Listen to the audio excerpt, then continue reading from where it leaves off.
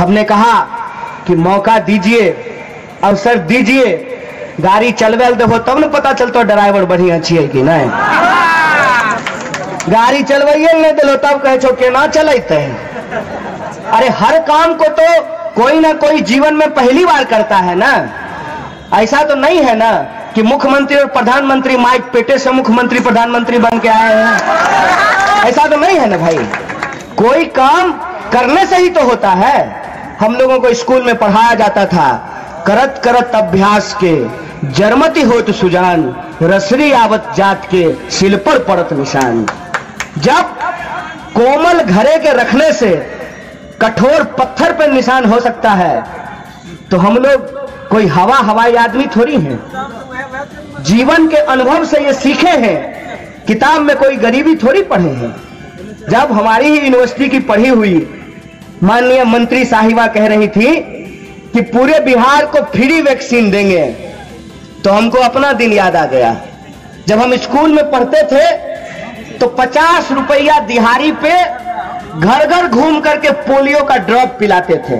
बताइए, उस वक्त का सरकार भी अगर कहता कि नहीं हम बिहार को फ्री देंगे और बंगाल से पैसा लेंगे तो आपको अच्छा लगता सुनने में? ये झूठ क्यों बोला जा रहा है, ये धोखा क्यों दिया जा रहा है? एक तो वैक्सीन अभी आया नहीं है, दूसरा वैक्सीन आने से पहले ही चुनाव आ गया है। तो कुछ तो ऐसी बात हो ना कि फिर से लोगों को ठगा जा सके। जैसे ठगा गया कि आपके खाते में 15 लाख रुपया आ जाएगा। क्या गो लोग के लोन हाथ उठबोता एको गो के नहीं। इहेल कहे छियो भाजपो वाला से दुकान पर लड़ाई के जरूरत नहीं है। ऐसा नहीं है खाली तोरे ठेक लेलको है, बेचारा ओकरो ठेक लेलके है। ओकरा कही हो यारवा रहबे ज्वारेन साथ चाय पी रहलिए हैं, साथे जेबे एजास बेगूसराय वह कटा में लटक तो आपस में लड़ा कौन जरूरी। तो बिना पलटे जो है रोटी भी जल जाता है।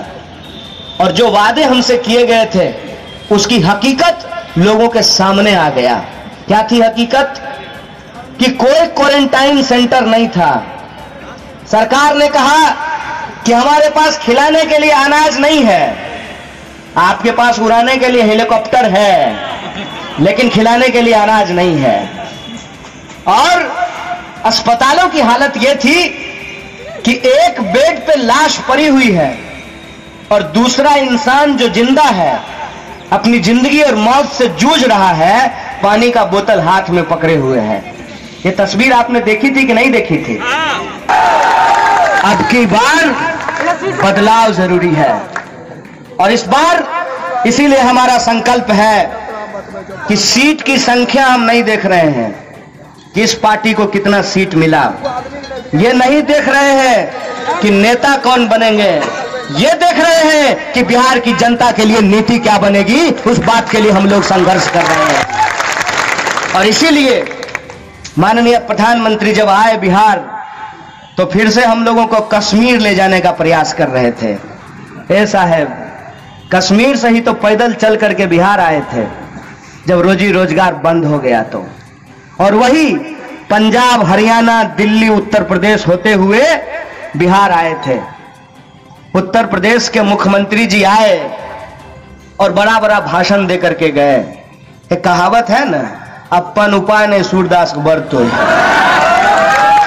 अपना राजकाज संभल नहीं रहा है, हम लोगों को आकर के ज्ञान दे रहे हैं। साहब कान खोल करके सुन लीजिए, ये बिहार की जनता है और बिहार का इतिहास ये है कि हम जब जब आते हैं अपने पर तब तब लोगों के दांत खट्टे करते हैं, उनको छक्के छुड़ाते हैं।